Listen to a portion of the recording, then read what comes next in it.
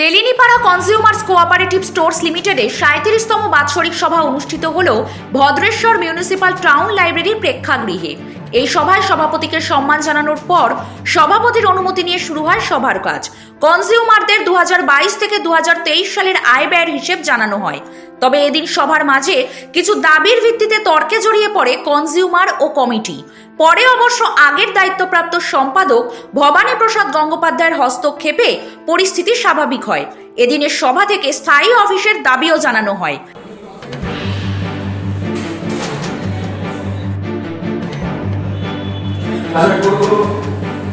আপনারা নিজের নিজের আসন গ্রহণ করে সম্পূর্ণভাবে সহযোগিতা করে আপনাদের মনে কোনো কথা থাকলে অবশ্যই কোঅপারেটিভের সাথে আপনারা সেই কথায় বক্তব্য এখানে রাখতে পারেন। সভাপতি আছেন এখন, উনি সভা পরিচালনা করবেন। সভাপতিকে সম্বর্ধনা জানাবেন।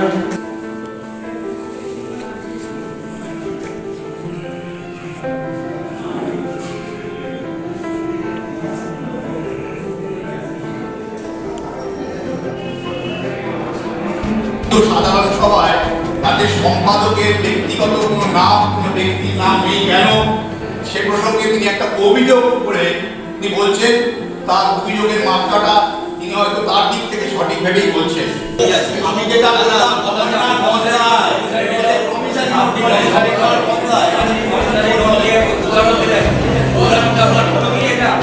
আছে কিনা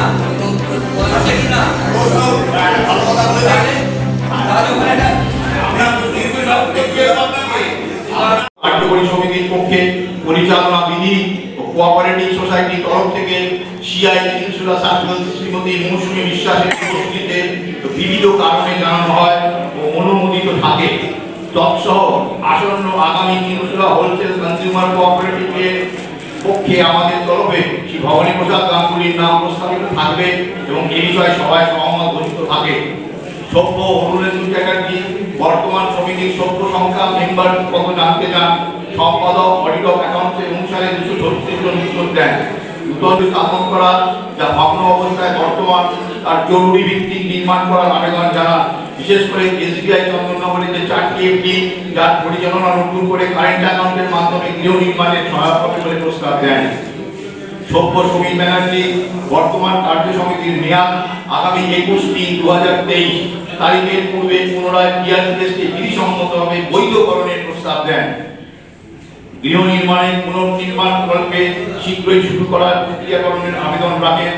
বলেন, সিগনেটারি হিসাবে ইউকো চন্দননগরে হুগলি ডিস্ট্রিক্ট কোঅপারেটিভ ব্যাংক লিমিটেডের কেওয়াইসিকরণ প্রেসের উপস্থিতিতে বিশেষভাবে 24 ঘন্টা হুগলি চ্যানেলের এজিএম এর কার্যকলাপের প্রতিক্রিয়া পরিবেশন 36 এজিএম এর বিশেষ মর্যাদা দান করেন।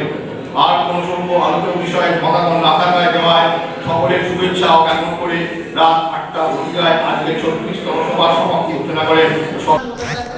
আমার ব্যাপার হচ্ছে, আমরা অলরেডি এআরসিএস জানিয়েছি, আবার আপনাদের মাধ্যমে জানাচ্ছি যে আমাদের কিছু একটা টাকা স্যাংশন করলে আমরা একটা অন্তত আমাদের যে অফিস রুম এইটা করতে পারি। আমাদের বসার কোনো জায়গা নেই, রেশনে মাল আর কেরোসিন তেলের কেরোসিন যখন যেখানে ফাঁকা হয় সেখানে বসতে হবে। একটা কিন্তু পার্মানেন্ট অফিস থাকে, আমাদের কাজের অনেক সুবিধা। আমি অনুরোধ করবো আপনাদের মাধ্যমে যাতে সরকারি তরফ থেকে এই আমাদের সাহায্য করে। আর আমাদের এখন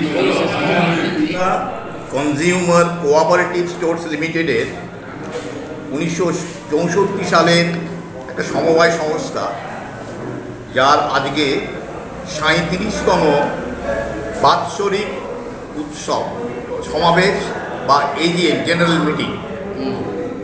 সেই সুবাদে আমাদের এই পুরাতন সংস্থার তার ঐতিহ্যতম অবস্থানকে ধরে রাখা এবং সেটাকে আরও বেশি সম্প্রসারিত করার জন্য বর্তমান রাজ্য এবং কেন্দ্র সরকারের যে বিভিন্ন সুযোগ সুবিধা কোঅপারেশন সেল থেকে অর্থাৎ কোঅপারেটিভ অ্যাপ্রোচ থেকে সহযোগিতার জন্য দেওয়া হচ্ছে, সেই উন্নয়নমুখী চিন্তাগুলোকে আমরা যাতে পাথেয় করে আরও বড় কিছু ভাবতে পারি, আমাদের বর্তমান সমবায়ের কাজকর্মের সাথে।